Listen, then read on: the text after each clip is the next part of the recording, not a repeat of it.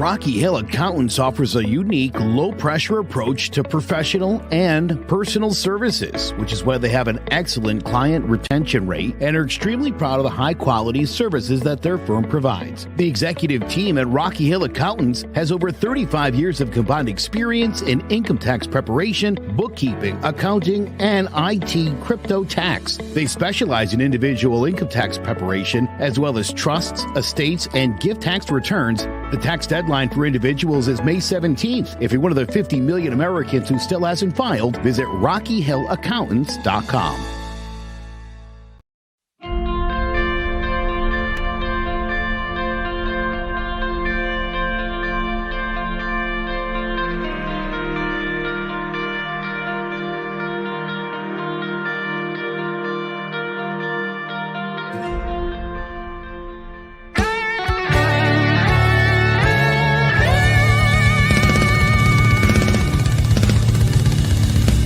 Welcome back to Divided We Stand. I'm Victoria Lang, along with Joe Aguirre. And don't worry, Rob will be here. He'll be here. He's just going to pop in, like he does. He rolls on his own time. Like he does.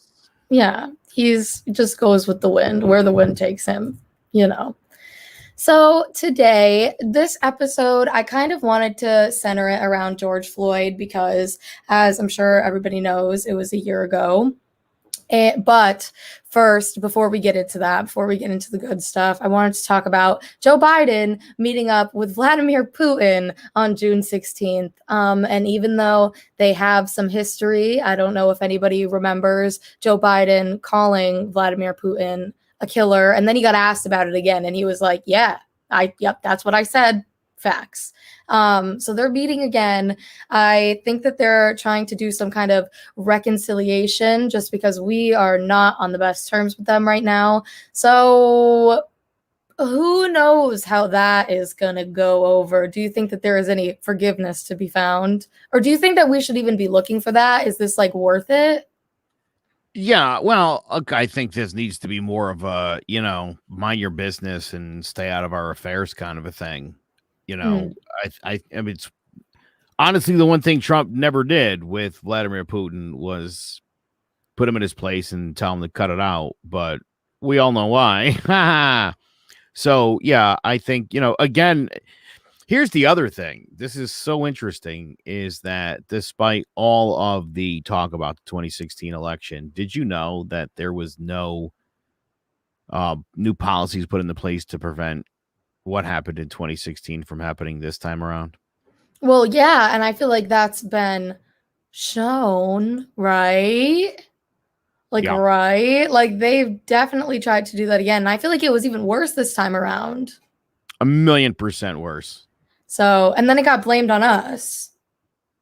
We were the ones that were trying to steal the election. Right. Yes, of course. So, do you think, is the messaging that, okay, so how that whole thing started, how we stole the election? Do you think that was just Trump, or do you think Russia had anything to do with that? Well, so interestingly enough, that is like a KGB tactic. That's what you do. When you're accused of something, you're like, no, you're doing that. What? Again, there's a reason why there was a special counsel. There's a reason why he was impeached. All of those things. Right. But I mean, for the first one specifically, I mean, it was obviously related to Russia. And obviously Donald Trump's attitude towards relationship with Vladimir Putin. I think anybody, you could be as big a supporter, you would have to admit that was weird. It was a weird relationship there. That shouldn't be lost on anybody. Why do y'all think that is?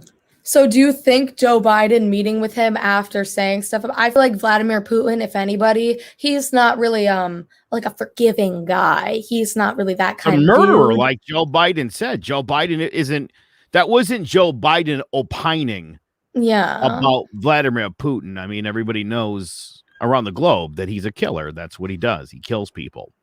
That's how he got into place. He's a former KGB official. When Russia collapsed, or the Soviet Union collapsed in 1991, I mean, there was a power vacuum, and 13 Russian oligarchs sort of rose through the ranks. And by the time they were done, there were like 9 oligarchs, and Vladimir Putin was like their fixer. He was their Michael Cohen. Nice. And I mean, the more he applied his KGB tactics, the more dirt he had on them, the more power he got, and then they all support him now. Mm-hmm. And I think now there's only 5 oligarchs left in Russia. So okay. So also, I just like am confused about. I want to say maybe 30 journalists have been murdered in the last couple of years in Russia. You know, guys' Can't car you like exploded. not leave? Like it's like. Yeah, there was a great one. A guy, a journalist, apparently jumped out of a window. Only problem was he was full of bullet holes too. That's times. not a suicide. You know, make up your mind. Are you throwing him out the window or are you shooting the guy up? But yeah, Joe Biden needs to tell Vladimir Putin where to go and how to get there. And I think that's pretty much what this is going to be. I like that. And you think he's going to listen?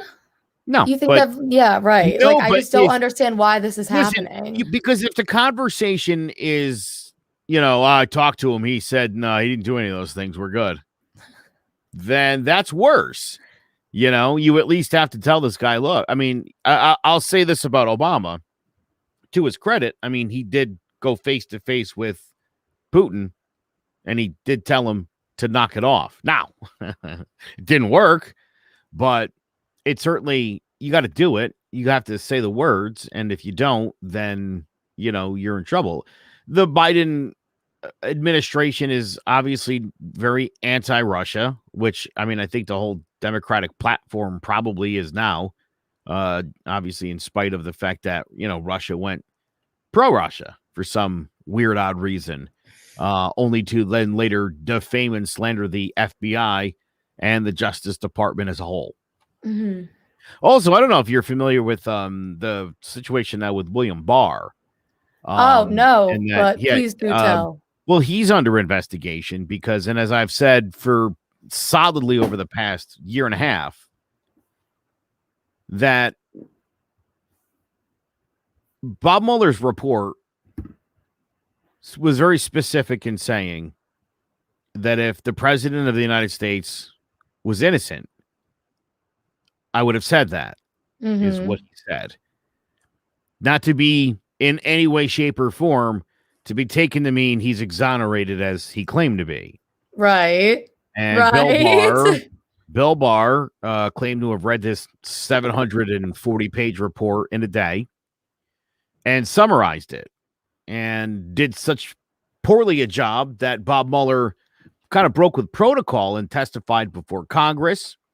Wouldn't really answer many questions, but he just wanted to make clear in what he said that if Donald Trump was innocent, he would have said that.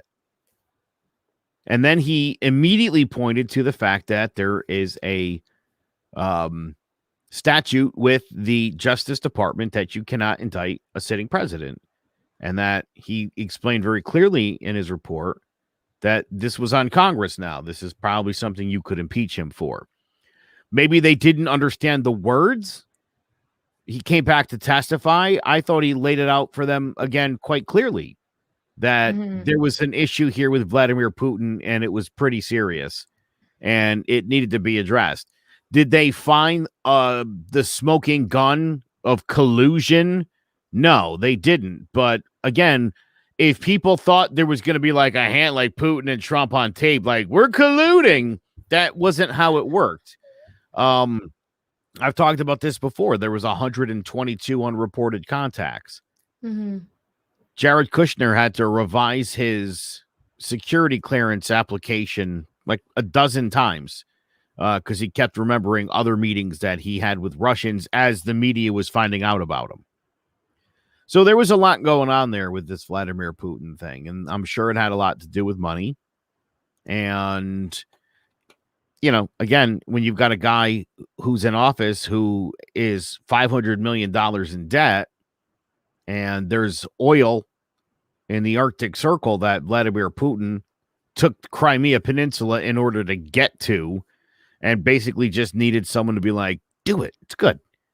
and never got that with Trump, though. So I don't know if there was some sort of deal and Trump was just like, treated Putin like a contractor, like, nah, I'm just not doing it. Or, whatever the case, Trump certainly didn't come through, I think, on what his end was, which might have been why, I thought that the misinformation this election season was kind of lazy.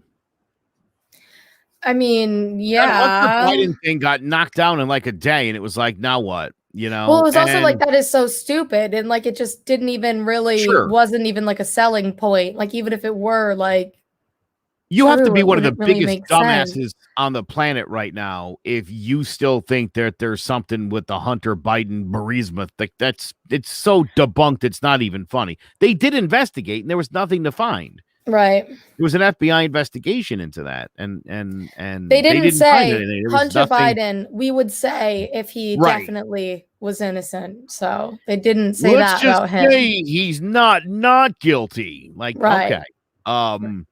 But yeah, no, look, I mean, this is an issue, and I think a lot's going to come out in the coming years as far as Donald Trump is concerned. Deutsche Bank seemed to be the only place he was doing business. Everybody knows there was that server between Trump Tower and Deutsche Bank. There's so much. There's so much, I think, to come. The Trump organization is under investigation by the Southern District of New York. They're now treating the Trump organization as a criminal enterprise and investigating it in that manner. So things aren't going well for Donald Trump. I mean, yeah, he's also like talking at like bar mitzvahs and stuff. Bar mitzvahs. Oh my God. But yeah, it's a whole lot. Like, okay. So this is the other thing that's really getting me. And I keep seeing it everywhere. People still don't believe that Joe Biden is the president. 25 of Americans say that Donald Trump is the true president of the United States. And this is just really, I don't know if I care. Does that make sense? Like, I don't know if it has any impact, but I guess that's like my question to you. Do you think that has literally any impact on anybody? Do you think after these 4 years, he's going to come back? Donald Trump is going to be old as fuck, but do you think that we're going to have somebody like him? Like, who would come in and take his place? It's not even that. What these people are saying is that Joe Biden stole the election. Well, yeah. And, again, you got lunatics like Matt Gaetz and Marjorie Taylor Greene running around, still pumping that up. They can say that, which is, we talked about that a couple weeks ago about how you can just talk about anything you want and market it as news. But yeah, no, 1,000,000%. It's insane. There's 53% of Republicans think that Donald Trump is the real president of the United States and that Joe Biden stole the election. And yet they're all idly just standing by, which is odd. Well, that's what I'm confused about too. Well, that's the thing. When they actually went and did something, we also got blamed for that. Apparently, we started all the riots at the Capitol, and you know what I mean? Like, they did try to do something, and that's like the biggest thing. When Donald Trump actually said they stole the election, of course you're going to get pissed off about it, and that's why he's not allowed on anything anymore. That's why the only interview or media outlet that he's been allowed on is what, his daughter-in-law's podcast or something, because you can't just say that because people really believe it and then they go do something like that. Because there has been no proof that it was incited by Antifa. No, there was no Antifa. Because that's been investigated too. Everything like that, everything that's been talked about like that, there's always an investigation and it always comes out to be not true. Right. Yes. And then you know what happens? Everybody just moves on. I mean, but that's the problem. I feel like that's what might be the problem about, okay, so I get that everybody moves on and it can be really awful in some instances because obviously when tragedies happen and stuff like that, it's like not good to move on. But like something like this, why are we not moving on from this? Why do people still believe that he should have won or that he has any kind of say, because that's another like subsector of it. People not only believe that he won, people believe that he still like has say in what's going on and is trying to make decisions and stuff like that. You know what I mean? Yeah. Yeah. Well, So it's this is when people talk about CNN and people are like, "Oh, what do you watch CNN?" No, I don't watch CNN. I don't need to. And what people confuse for the news and the difference between the news and talk shows, I could go on for hours about how little people seem to get any of this or even understand it. You've got literally news organizations that are giving bad information out to people. And it's Fox News and it's Newsmax and it's One America Network, and it's bad, and you're feeding into people's fears and you're telling them things that just are factually not true. 65 court cases. We've been over that a million times now. If there was, the news media is not divided. There's one side of the news that's telling mostly the news. Again, where does CNN run into trouble? I'll tell you where they run into trouble, right? They'll do like a breaking news story and be like, only 2% of male teachers in America are black. Now, is that an issue? Sure. Is that a breaking news issue of some crisis? No. And are you going to solve it in a 20-minute debate on CNN? No. So sometimes they treat things in a really poor way. During the last election, before Elizabeth Warren dropped out, I don't know if you know this or not, but on her website, she was fighting for transgendered prisoners to have federally funded sex change operations to become. Right. And there were like 600 inmates that this affected in the entire country, 600 inmates in a country of 360 million voters. When you talk about identity politics and turning people off, who thinks that's a good idea? Yeah, you're in jail. I don't care what you want to be now. You lost all your rights. You just are in jail. It's not even just that. It's like, instead of taking care of all of the other things that need to be taken care of, like there are prisons in the United States that people don't even have their own beds in it, where prisoners are getting treated like animals, where they don't even have proper living conditions, and you're worried about the 600 inmates who need sex changes? Like, are you kidding me? Like, that's absolutely absurd. It's like, let's get everything else under control, and then we'll maybe figure it out, right? Yeah, listen, I'm finding less and less Donald Trump supporters around me. And not that I've changed friends or anything. They're just not as enthused as they used to be about this guy. And they're still very anti the left because, liberalism is apparently some sort of mental disorder. And they're voting for not as much Donald Trump or conservatism or Mitch McConnell's agenda as they just think liberalism is what I just said about Elizabeth Warren. Like making sure that transgendered prisoners get federally paid for with our tax dollar sex changes while they're in prison for committing a crime. You feed into that, like, you're weak on security and you're weak on law enforcement when you're, letting, if the inmate wants to, they can do whatever they like, that kind of, no, stop that stuff. When you start getting into like that really nitty gritty identity politics, it generally turns off white dudes. And that's a big voting block. And I think they tend to scamper to, that idea of like, well, we're going to keep everything like it used to be, good old days. Like, yeah, I like that guy. The good old days sounds good. What is all this crazy nonsense going on? So again, I was saying this on Rob's show the other night, Victoria, that, to be viewed as a progressive in this country, as in someone who's looking to kick the ball forward, right? To make society and your economy and your way of life better. Right. You're like a lunatic. You're like a right? You're Bernie Sanders. You're like, look at that fruitcake. What is he talking about? We could never pay for that. We've got money to bail out, 20 or 30 of like the biggest capitalist funds in the country when they went Right. bankrupt in 2008. I think there's money for a lot of things. Right. And to me, again, as things that I see would be beneficial to society, like education. You're already paying for them to go to high school. Keep these idiots in school for 4 more years. Let's teach them something. Or send them to a trade school and then kick them out and get them moving. People with jobs don't commit crimes. Kind of don't need to. You kind of need to not get arrested so you don't lose your job. That's sort of how the real world works. When you've got the opportunity and the education, there's less crime. So now you've solved 2 problems. I definitely agree with that.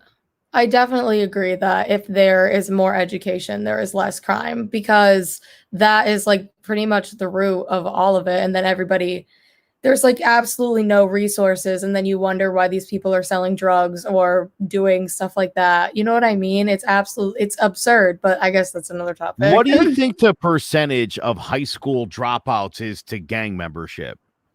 Like how many valedictorians do you think are in gangs? Right, I'm sure exactly. Listen, and I'm sure there's I don't mean to diss gang members. I'm sure they're very bright fellas in some cases. Some of them are the brightest fellas, and that's the saddest part. Sure. I think that, again, you're going to find that like the valedictorian in like Compton is not in a gang. He's trying to get the hell out of there. That's, I think, generally how that works, right? So opportunity, when there's opportunity, there's no reason to be in a gang. There's no reason to break into people's houses when you have a job and you have money and you're getting a livable wage. For people to suggest like that's some sort of like socialist communist fantasy, it's free like, school. Well, yeah, it's not. And right, listen, again, what does free school mean? Harvard and Yale aren't going to be free. We're not just like letting anybody go anywhere. I mean, who cares if why are community colleges not? We pay for the state schools here in Connecticut. They're all funded with our tax dollars. So just then take the tuition money too. Right, exactly. That's what I'm saying. I like pretty much pay for school that I like can't even afford to enroll myself in. You know what I mean? Sure. Why can't the government fund that? That's not a bad idea. Well, who's going to decide what to teach them? Well, we'll just teach them facts. Well, I just don't understand why the first 12 years could be free. Why can the first 12 years be free and then not? Like, where does that come in? Well, when the Department of Education formed, their charter was like that they were going to provide, like a basic education to the 8th grade, and then somewhere along the way decided to extend that to like 4 years. Vocational, technical, agricultural sort of a, 4 years after that, because people used to just go to 8th grade and then that was that. It's kind of the end of it. So, again, I mean, I say this to people all the time. Here's the other thing. People who don't commit crimes, people who have money and are healthy, right? When you have all of those things, you'll see people are worried about how much healthcare is going to cost. Well, if everybody has healthcare, and they can go to the doctor when they're sick and not wait 8 months, 10 months, a year, and then go when it's too late, people would be healthier. Right? Yeah. Educated people who are smart and understand science know when they're sick, they should go to the doctor, and they're more likely to do that than people who just believe on faith. So I think the more educated your society is, the more likely they are to not join gangs and to not commit crimes and to not be dreads on society. But you got to invest in that. It's like a good business. You invest in the business, you're going to see it pay off in the long run. And I think people it shouldn't be that way. But the people who were like, I like Trump, he runs things like a business. That's how I would run my business if I was Donald Trump. I would invest in the people so that I had a good, solid workforce. Of people. Again, I mean, raising the minimum wage to $15 an hour. What a joke. What a joke. That's still peanuts. Oh my God, I thought that you were upset about it, like on the other. It's still an embarrassingly low. Again, it's like when the Democrats were like, These stupid Republicans only want to give you $500 for sitting at home. We want to give you $2,000. That doesn't pay 1 month of my mortgage. Thanks anyway. Right. $2,000. I've been sitting home for a year for $2,000. Come on, really? I didn't know that. I didn't know that's what we had negotiated on. I don't like that at all. So, and I saw this video today of this girl. She's like a doctor, and like she said, she was a massage therapist too. And she was all upset because apparently McDonald's announced that they're going to be paying their workers $17 an hour. I don't know how true that is, but that's what she was reacting to. And she was just basically saying, my licenses, my school, everything that I do is basically pointless now because these McDonald's workers are making a living wage. Allow me to explain right how supply and demand works. First of all, if you're paying people at McDonald's $17 an hour, does that mean the Big Mac's going to be $10? No, because you wouldn't go there anymore if all of the food was way more expensive. You would go somewhere better. Mm-hmm. If you could go to like Five Guys and pay the same price as you're paying for a Big Mac, you would go to Five Guys every time. Mm-hmm. It'd be a no-brainer. So the Big Mac, you're only going to pay a certain amount of money for that in any way, shape, or form. You're not paying more than like $6 for a Big Mac. Right. Okay. If they start charging 10, you're going to a better burger joint and getting a real burger made of real meat, not that shit that they slop you. So now, let's just say all these people with these high educations are like, fuck it. I'm just going to go work at McDonald's. That's easy. Right. Because, again, this is what Republicans think of people who are educated, that they're also lazy and they don't want to work. That's why they get philosophy degrees. They want to just sit around and think, idiots. So EMTs is one of my favorite examples, right? So EMTs make $17 an hour, right? Mm-hmm. Oh, they're just all going to quit and go work at McDonald's. Well, guess what, EMT company? Gonna have to pay $20 an hour now. Right. That's what I'm saying. You should have a problem with your employer. Guess what? Nurse in the ER that makes $24 an hour, you're getting 28. PA, right. you're getting 45. Take issue with your employer and those people, not the McDonald's workers who are just trying to afford to live. Yes. In order to keep your employment at any of the jobs, going over McDonald's to EMT to emergency room technician to nurse to, everyone's salary is going to have to go up because they're going to have to pay more. That's a win for us. Mm-hmm. Democrats and Republicans, the little guy, the middle class. That's a win for us. Right. But they don't want to see it that way. That. You're gonna put business out of work. Why does Walmart have like 80% of its workforce on state benefits? Seriously, they're not. Walmart can't afford to pay more. And are you serious? Have you seen the way those disgusting people live? Give me a break. Give me a break. Pay your workers more. If you have workers that are on state benefits, you should be fined that amount of money triple. You really think? Yes. Here's what I think, right? When people are worried about what sort of government involvement, because you can't have an economy where business is unrestricted. Because you know what the first two things they do is, Victoria? First thing they do is they start polluting the water and they start polluting the air. Right. Because when they that's real. That's like a real thing. Oh, yeah. Listen, you know how much money is spent on waste and waste management? When you're like, you could just dump it in the river. Like, just open the drain. We're saving millions of dollars. We'll just dump it into these idiots drinking water. We don't live here. Oh, they don't care. God. And again, right away. Listen, it's much easier to burn things not in an environmentally friendly way. When you waive those restrictions, well, profits are going up. Well, yeah, they're just dumping into the water. Of course, profits are going up. But if profits are going up, then they should all be able to pay more money.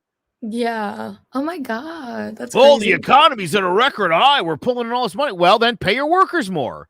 Right. What is the issue here? I don't understand this. And again, for anybody who's like a Republican, if you're not a millionaire, I'm talking to you real quick.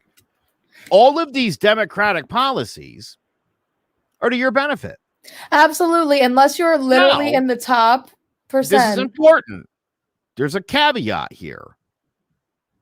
If you agree that you like those things, it does not mean that you support Hillary Clinton. It does not mean you love Joe Biden. It does not mean Che Guevara is your hero. It does not mean you have to read Karl Marx. It means you understand what Donald Trump should have done and ran this country like a business by investing in education and job opportunity. You want to clean up the streets, educate people, get them jobs. All your problems are solved. That's Talk how about you do it. messaging with the Democrats. They were worried about all lives matter and all that stuff. I feel like a lot of the times we like dump on the Democrats because I'm not going to lie, we have awful messaging tactics and stuff like that.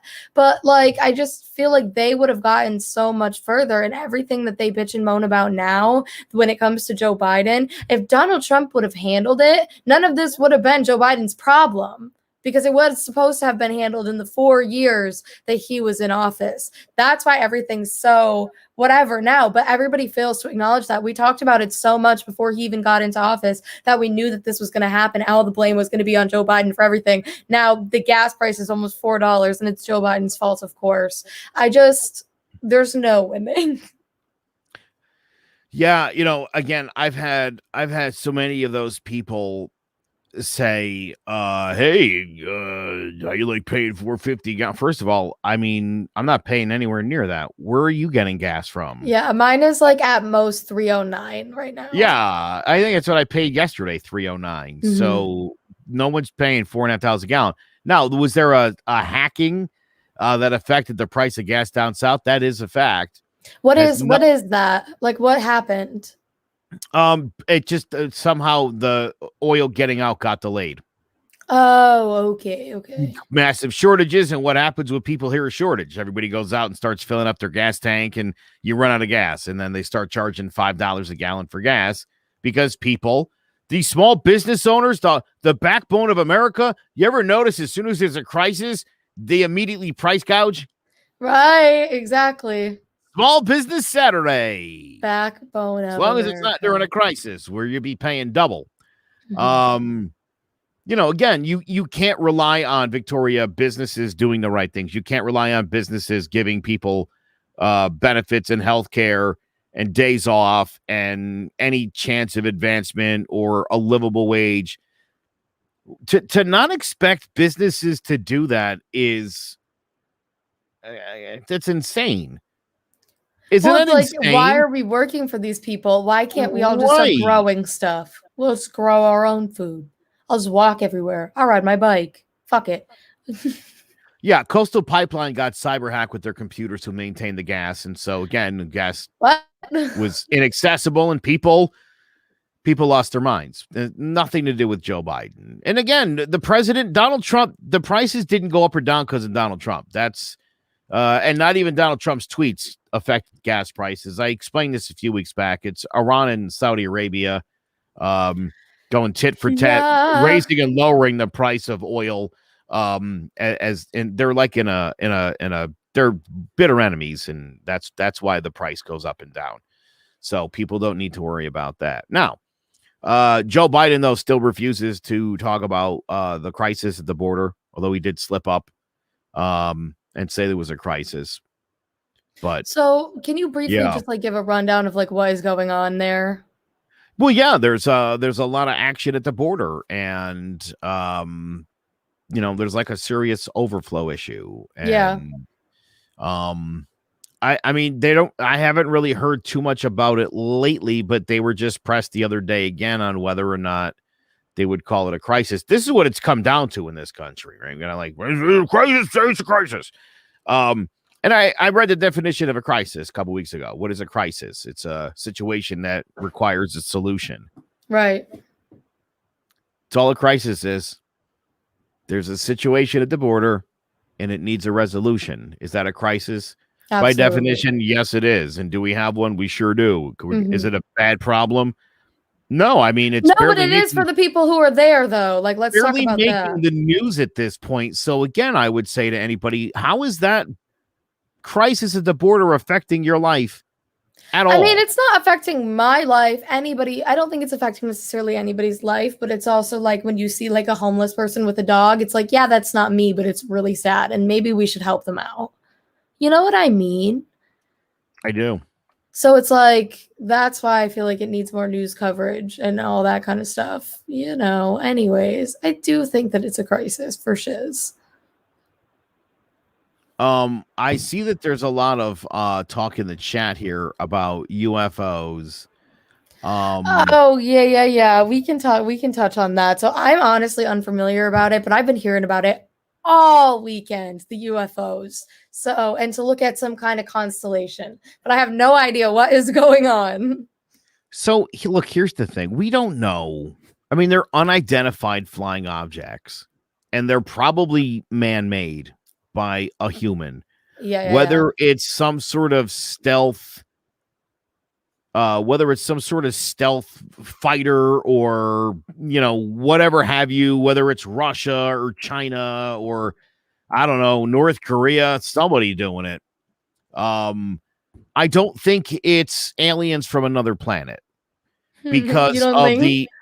so Victoria, here's the thing. Here's the problem with that. As we know, the universe is expanding and things are really far away. And unless there's something in our orbit that we somehow can't see, I've heard rumors that there's a dwarf, a dwarf star that actually rotates with our sun. We can't see it, but they hypothesize it could be there. Most suns like we have a dwarf that rotates with it. Okay. Mhm. It's never been seen. We don't know if it's there. Could there be some planet hidden in the solar system? I mean, at this point, it's possible. I think it's highly unlikely. So the idea that some civilization would be so much more farly advanced than us at this point in time, to be able to fly again in a universe that's constantly moving away from it, you have to fly even further. I mean, that's why they measure things in light years. Things are astronomically so far away from one another. For someone to have even found this planet, the third rock from the sun, how would you even know to find us? There, you know what I mean? Just the way Neptune and Mercury and Venus are set up. Do you know why we don't get hit by asteroids? Because they do. And the way that they're gas planets, so they don't take impact. Everything that comes in their path gets destroyed or vaporized. And so those three planets protect us. And Mars is blocking the sun enough to make it so that we don't melt. Again, to find Earth in this mess, you'd have to know you were looking for it. And so no, I don't believe that there's aliens.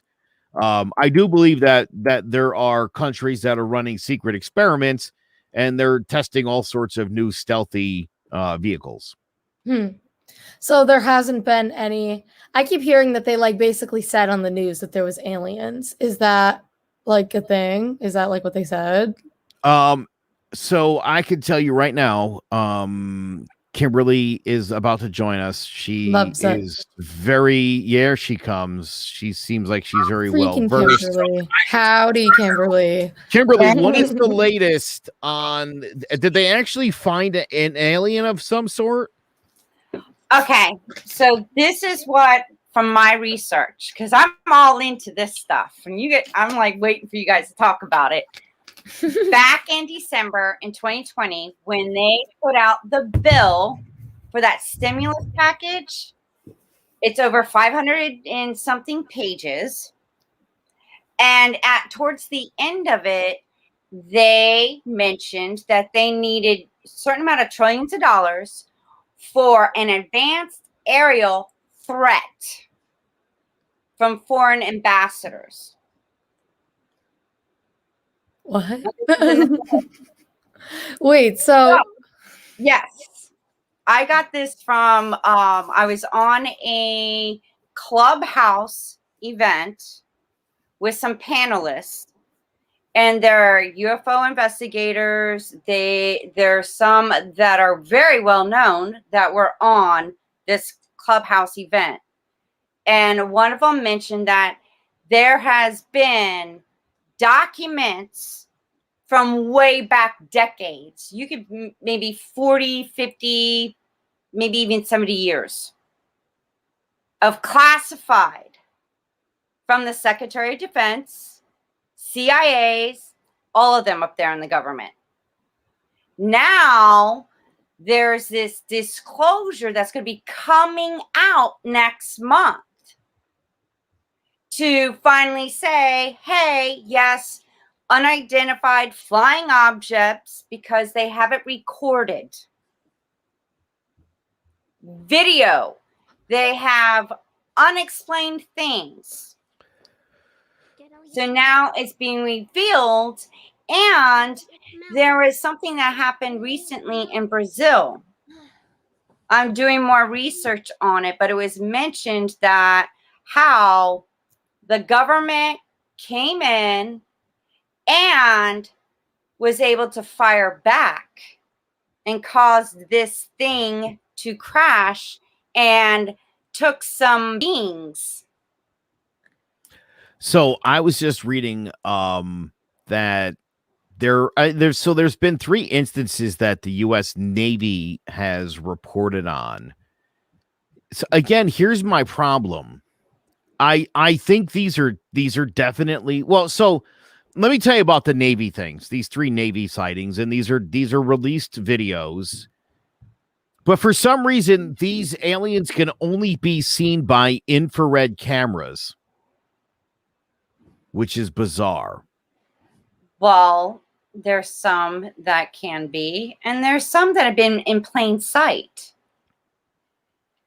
During the I'm talking about, sure. Listen, we for as long as we've been talking about aliens and alien sightings, the evidence is still extremely light as far as aliens are concerned, right? I mean, since and Kimberly, I know you know this better than anybody. I mean, since the early days of humans, there's been hieroglyphics and cave drawings indicating things coming down from space.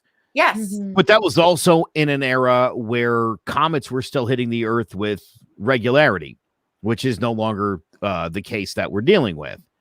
So who knows what they saw? Again, you would think after thousands of years of aliens coming to Earth that we'd be a little bit more than like X-Files, like I believe, like I'm shocked that there's no evidence. But again, the idea that our universe is constantly moving, it's throttling through time and space like quickly. Mm-hmm. It would be so hard for another species of intelligence somewhere in this universe to form a civilization and somehow it's taken, we're 12,000 years of, living like this basically. In that time span, they've come eons ahead of us technologically. We can't even fly to the moon anymore. Like it's so cost prohibitive. We don't even fly to the moon anymore. Can you imagine there's somewhere in the galaxy there's like this empire of little aliens that are like they're just rolling in money and resources, and they're like, let's fly to Earth. But what if they don't need money or resources? What if they figured it out where they doing it right? Why would you ever come here? Here's the other thing, and I've brought this up before. This is where you got to throw the God thing out the window, and you got to realize who and what we are. We are mammals. There's a whole lot of us on this planet. There's reptiles, there's amphibians, there's insects, there's fish. We're mammals. We think we're something special. And in our minds, we imagine there's some other intelligent species like us somewhere else, parallel universes and all that. And we could certainly talk about that sometime. That might be fun. But yeah, that would be. in the There is grand other universes, though. We're so small-minded. Of course. We couldn't Listen, even grasp at the speed that the this infinity. universe is moving, anything seems like it could be possible. 10 dimensions, and there's a lot that we don't know. Yes. There's a lot we don't know. There's a lot we do know. But after like 12,000 years, the evidence on extraterrestrials visiting us from outside our solar system, outside of the Milky Way galaxy, more specifically, there's just no evidence of that. And it would seem to me scientifically to be an impossibility to get here. But there is writings in cuneiform writings.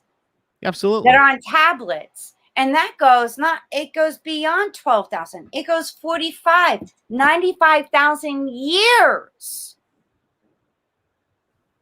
of writings and of how we were made, why we were made. We were created to be primitive workers, to be slaves, to dig the gold. The earth is so valuable. And I believe there's other beings that are coming in, checking us out, seeing how we're doing. And they're like, nope, they're not ready for us to show up. They're still being stupid. But they're watching, observing how, because there is effects going on in Earth.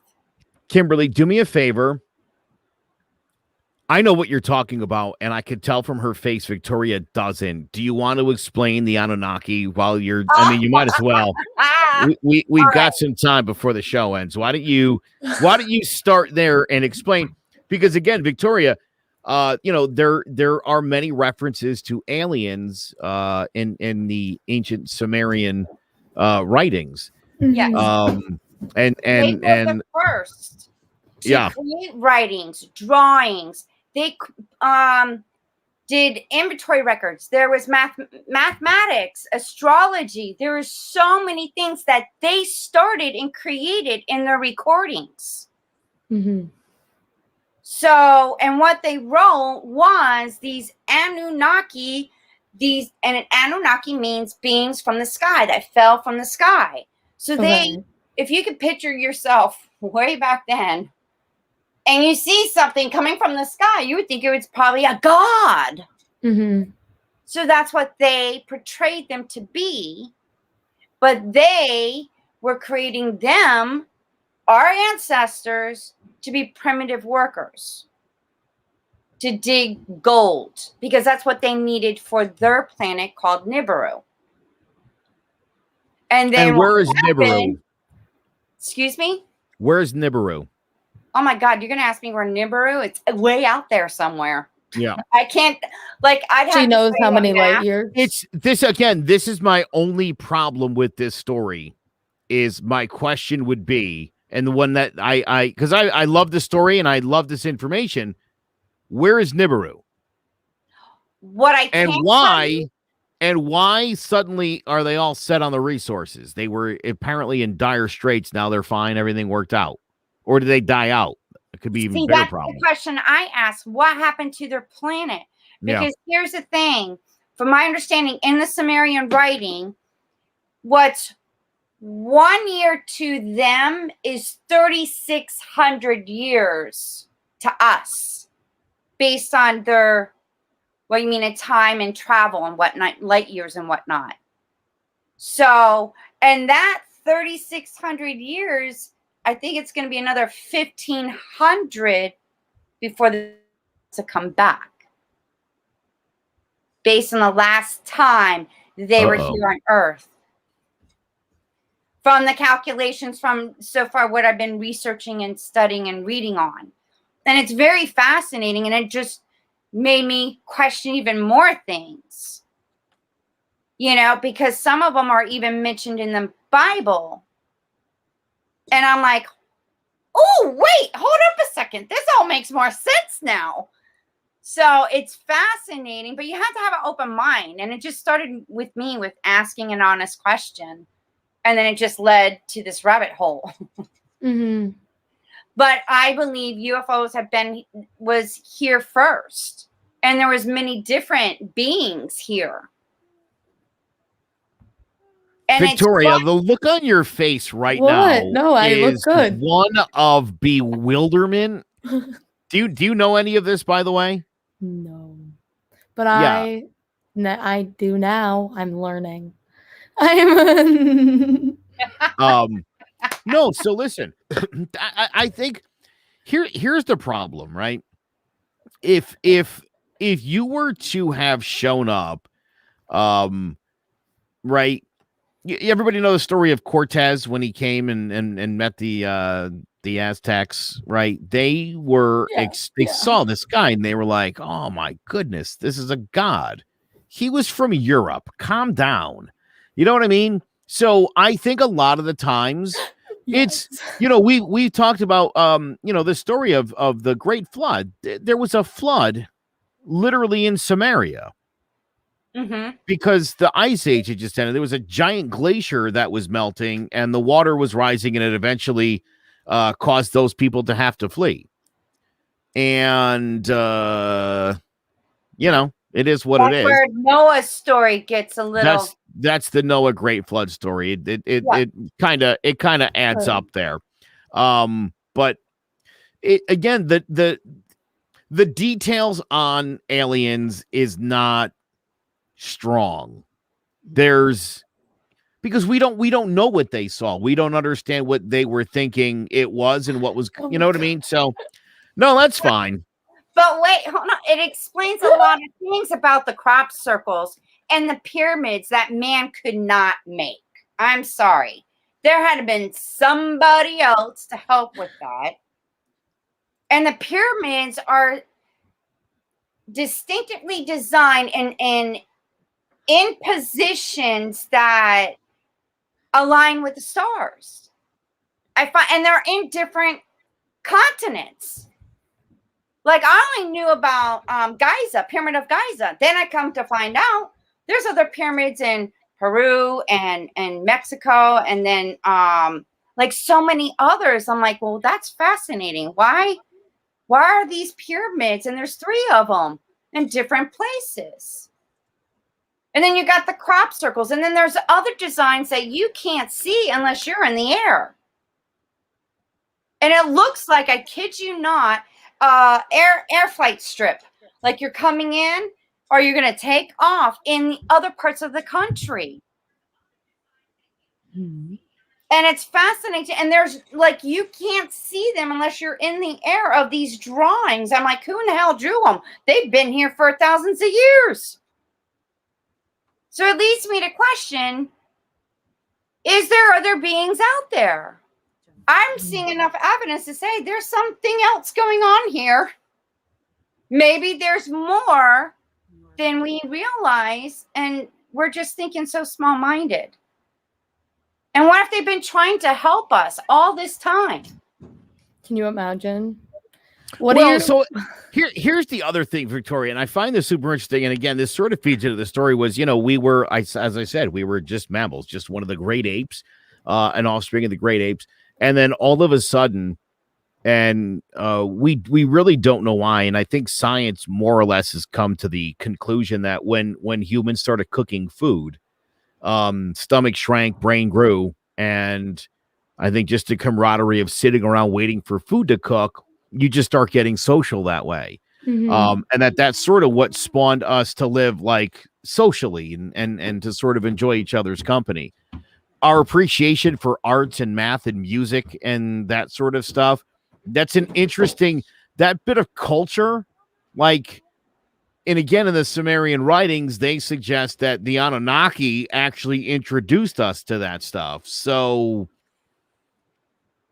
weird. We don't really know where it came from or how, but again, just like with the story of Noah, the story's never quite what it sounds like it is. So, did aliens come down, or, were it people from, the upper shelf in Russia that came down from the upper steppes? Could have been that too. There was a whole different species of humans that were living up that way. And Neanderthals had already gone to all of the greater northern European area. There was, when humans came along, Victoria, there were other species of human like out all over the world already. Mm-hmm. And what Not special. From my understanding, between Inky, there was Anu, who was the king of the Anunnaki pantheons from their planet. They came down here and they stationed themselves like way stations, like a military organization. Now you have to understand, back in those times, you know, the United States wasn't where it was now. It was pretty much a cluster of all these continents together. And then they started fighting against each other. But from my understanding, when I was reading this, they took the Homo erectus DNA and mixed their DNA to make a Homo sapien. And that's how the human race was, the human beings were created, but then they came into a problem. They weren't reproducing. And they wanted these primitive workers. So they had to go back and do some reconstruction. What are your thoughts? What are your thoughts on people in the government being aliens? Like on that whole theory. I don't know about so much of being aliens, but I know I just got done listening to, or was I watching something about the white extremist? And there was this young girl that did an interview and she goes, they're not wearing hoodies. They're wearing slacks. They're doctors. They're congressmen. They're EMTs. They're police officers. To me, that's like more the scary. Aliens. I honestly, I couldn't really tell you, but it's, you know, it's just as alarming. Oh, wow. We thank you so much for being on here tonight. You're more than welcome. Disclosure next month because it's coming out. I'm waiting patiently to see what kind of bullshit they're going to dish out. Us too, for sure. And now that we know more. Oh my God. I think it's going to be a whole lot of nothing. That's what usually we get when the government gives us reports. So we'll see. We'll see how that. By the way, I don't know who slipped that into the stimulus bill, but I like it. They did. But because they want more money. Yeah. And I'm like, why do we need more money for defense? Yeah, I don't know about that. I guess we need more money for aliens. Well, we have Space Force now, so we're on our way. So next, imagine if Space Force comes back to save the day in the future. We're like, thank God for Donald Trump. What a hero. Maybe that's what this was all for. Who knows? Imagine. Yeah. There'll be statues of Trump. 20 years from now, statues of Trump in his Space Force uniform. Well, we know the government is not all 100% authentic and has integrity and uses honesty in the House. Kimberly, thank you so much. You know that we're going to have you back at some point. You already know. You can just leave a comment. We'll add you right on. Thank you. We'll see you soon. On the phone, so I was like, "Wait, what about this? What about this?" Oh my gosh! Thank you, Kimberly. Thank you, Victoria. Thanks, Joe. Thank you, Kimberly. You're awesome as always. Appreciate it. So next, I just really wanted to quickly address everything that was happening today. So I'm sure everybody has heard on the news or through something that there was gunshots fired today at George Floyd's memorial, even though we are exactly a year pretty much out of this. I don't want to say out of it because Derek Chauvin just got convicted, and obviously there will never be justice for him or his family. He's like not coming back. So today only one person got injured, I believe, or only one person got taken to the hospital. There could have been more injuries, but they could have just chosen not to go.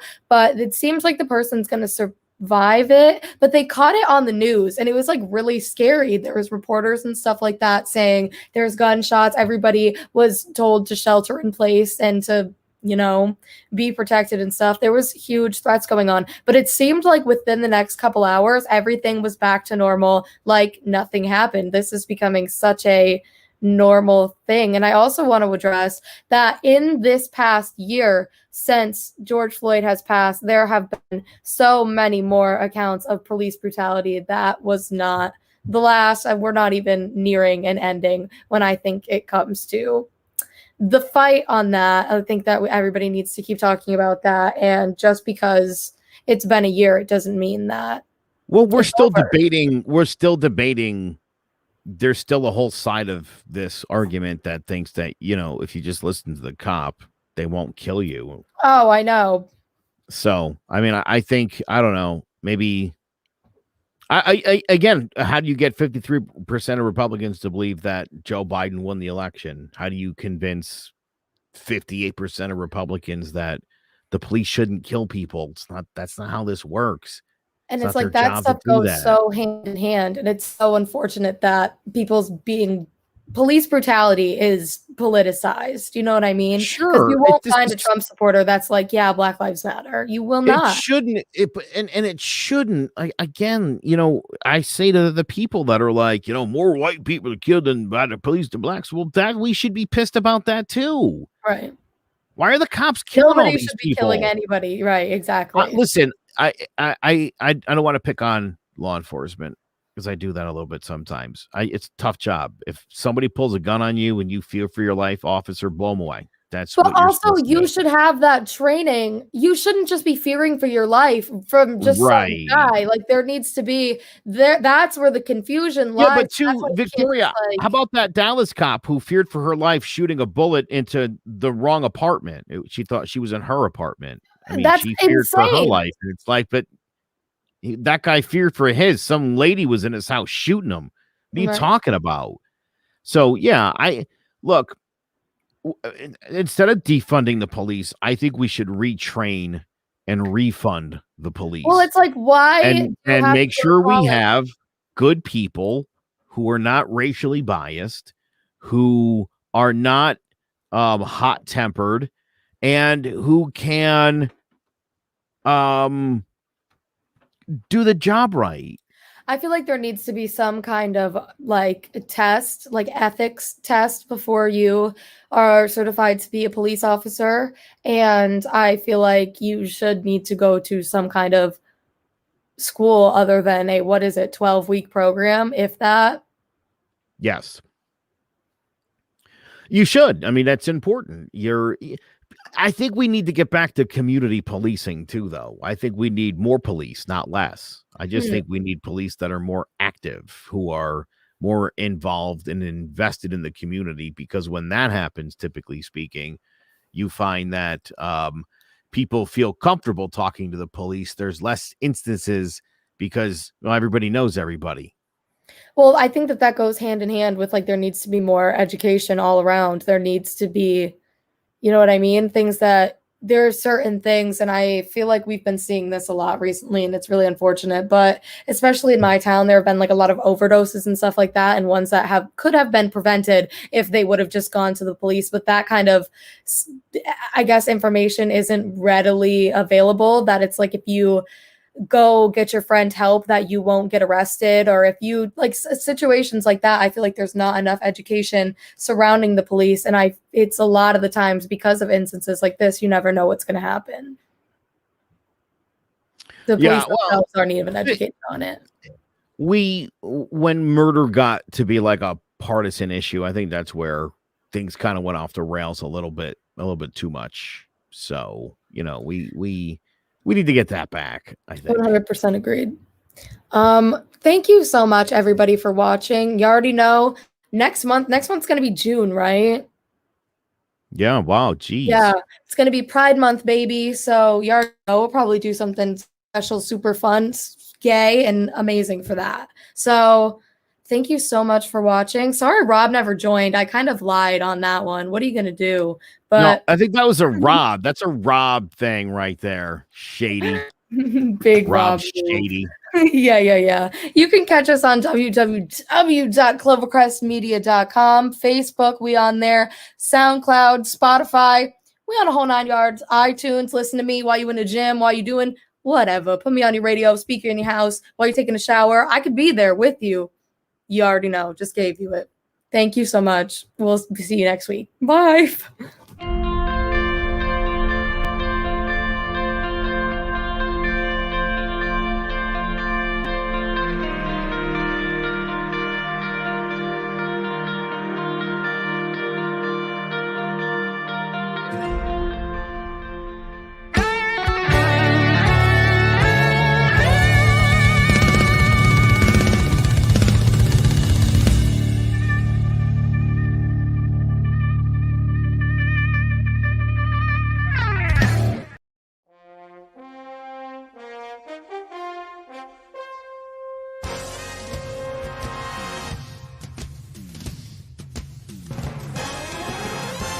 The Giants are running New York like the Times as Danny is dropping all sorts of dimes. Saquon's thighs are ruining defenses' lives and Leonard Williams making opposing QBs feel him. Receivers think it's scary to line up across James Bradbury, and the Giants have a bright future led by Coach Judge, Jury, and Executioner. Tune in to Drawing About the G-Men every Wednesday at 6, live on Facebook, YouTube, and Twitch.